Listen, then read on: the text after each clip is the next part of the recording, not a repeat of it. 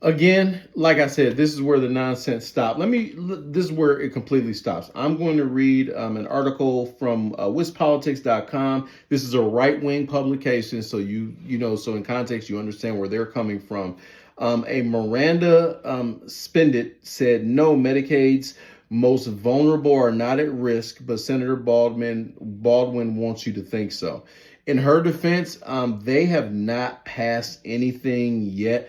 The exact details of any cuts in Medicaid are still unclear, but Republicans in Congress, they hope to enact a detailed plan by the end of September.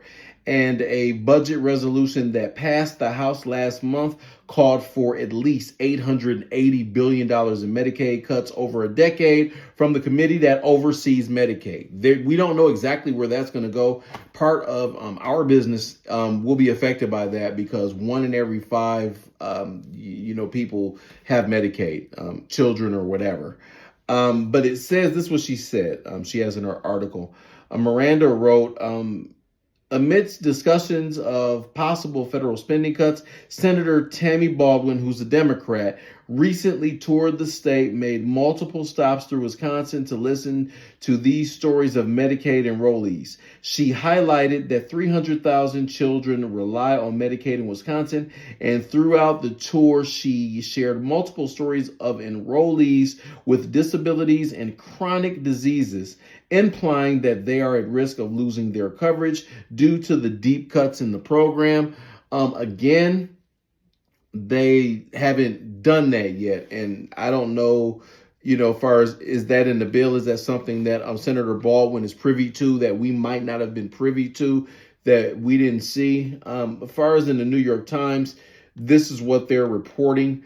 Let me go ahead and go to part of this. It said the constitutional amendments were put on state ballots by progressive activists who wanted to entrench the Medicaid programs in places that had been hostile to that part of the Affordable Health Care Act. The idea was twofold: to get health care to more people and to tether more states and their Republican lawmakers to Medicaid. So basically all this is saying is they don't really have, there are no definites yet. The cuts to Medicaid have not officially happened. I can speak on it from our business being in mental health. It seems like the insurance companies, because it's getting harder to bill for things. So it seems like the insurance companies, at least right now, they're making it a little bit more difficult to bill for services. So I don't know if they're bracing or if there's a backlog, but that's what it is as far as in the real world. And that's what we like to do in News Undone. We want to bring you real world. We don't want to just bring you conjecture or right wing or left wing. We want to bring you something substantive and factual as much as possible. What we like to do it. A lot of these guys. Last night I was listening to a buddy of mine, his podcast. His name is Ed Delgado. Check him out, but listening to it in the back and forth and the fighting amongst conservatives in Wisconsin, and you got some, I'm not going to say anything negative. Everyone knows who I have issues with and who I don't have issues with. And if not, I'm not going to keep talking about it. But we can't, like, for instance, my friend was on there, Stephanie. She was talking about how people in the party were trying to bully her because she had a difference of opinion about something that I'm not even familiar with. I learned about it last night. About congressional district seats or whatever. I'm just like, okay, that's fine.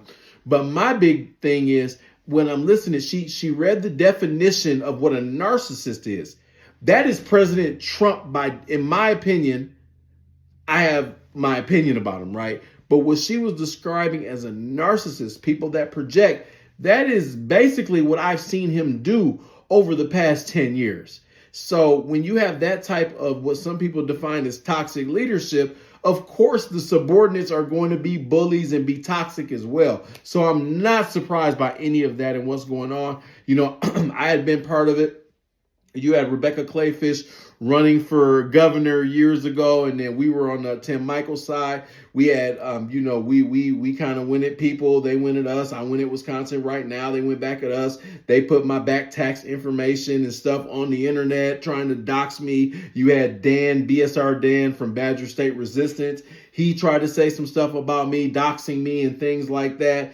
Even my friend Ed Delgado told me and my business partner who's no longer with us, my brother from another mother, Paris Procopis, that we need to get our marching orders. I said some stuff like that about Ed. I think I said something. He won't say that to my face.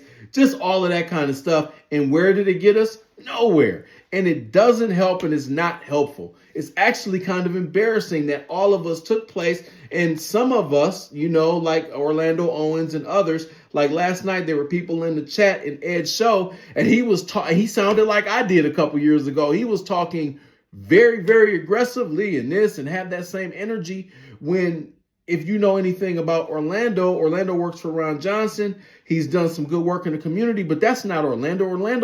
Orlando Owens is not a tough guy. That's what's so funny. That's why I kind of backed down, kind of me going at him a little bit, because I'm like, man, why am I wasting my time? One, going after another black man like that, and two, I don't really think he can defend himself like that. That's probably why he carries a gun all the time, which he should, because he does talk a lot, and he's he talks a lot. He's in the community. He's out there, so he should be doing that. That's just him being intelligent.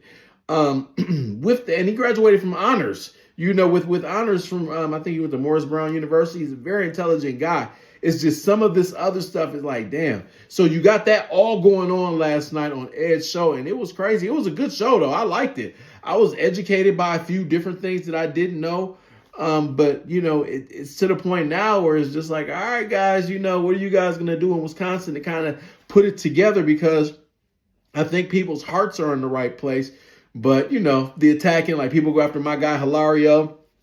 People don't like Brett G. It's some people that don't really like Christopher Lawrence. It's all of these other things. People that don't like Ed. People don't like Robin Voss. People hate Brian Schimming. People hate Brad Schimmel. It's people that were telling you don't vote for him. Just like when Tim Michaels was running for governor, you had people that voted for Rebecca Clayfish, which helped you get Tony Evers, but no one holds them accountable for that. No one says it. So it is just an embarrassment in Wisconsin right now. I just wanted to add that. I wasn't even going to address it, but I watched the show. It was excellent. Ed did a good job with everything. I even had some guy in there chime in, Ian C. Jordan, you're not a real conservative, whatever, man.